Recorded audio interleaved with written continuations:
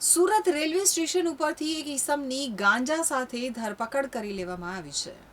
મળતી માહિતી મુજબ સુરત રેલવે પોલીસ સ્ટેશનમાં સર્વેલન્સ ડ્યુટીની ફરજમાં હાજર પોલીસ કર્મચારીઓ તથા એસઓજી સ્ટાફ તથા આરપીએફ સુરત રેલવેના સ્ટાફ સુરત રેલવે સ્ટેશન ઉપર આવતી જતી ટ્રેનોમાં વોચ રાખતા હતા. દરમિયાન ગતરોજ 6/10/2025ના રોજ પ્લેટફોર્મ નંબર 1 ઉપર ટ્રેન નંબર 22193 દૌડ Gwalior express train Surat railway station platform number 1 ઉપર આવીને ઊભી રહેતા આ ટ્રેનમાંથી એક ઈસમ ઉતર્યો હતો અને પોલીસે તેને રોકીને તપાસ કરતા બેગમાંથી ગાંજાનો જથ્થો મળી આવ્યો હતો.